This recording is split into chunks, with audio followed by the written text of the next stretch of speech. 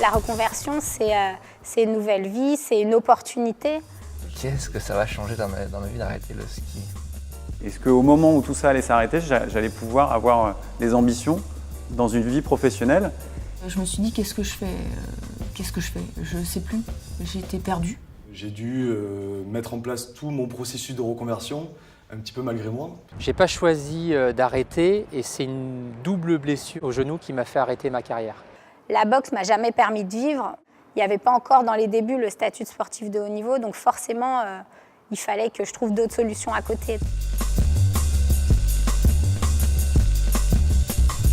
Aujourd'hui, il y a un vrai vide structurel ou juridique sur comment accompagner une transition. Tu es obligé d'un peu provoquer, et puis des fois, tu dois tendre la main pour essayer peut-être d'exprimer ce dont tu as besoin.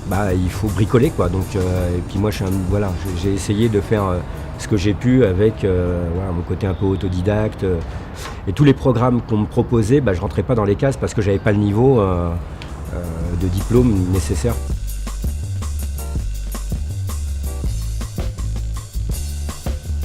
A fortiori, quand on a fait des études, etc., on s'est construit un réseau.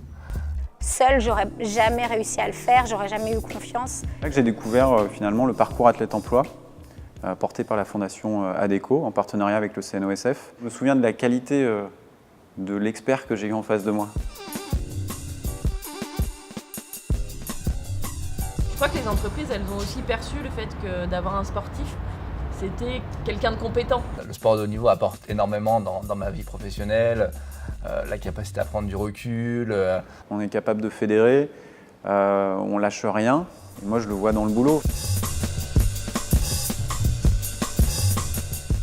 J'ai l'impression que la reconversion, elle ne s'arrête pas et qu'aujourd'hui, on est dans une société qui va tellement vite qu'on a besoin de s'adapter et du coup, on est en perpétuelle reconversion. La reconversion, ça ne s'affronte pas tout seul. Et d'ailleurs, ça ne s'affronte pas parce que ça ne sert à rien de se battre contre une reconversion ou une transition professionnelle. Donc, quoi qu'il arrive, cette reconversion, que ce soit pour un sportif ou pour quelqu'un de lambda, il faut qu'elle ait lieu et assez souvent dans sa vie.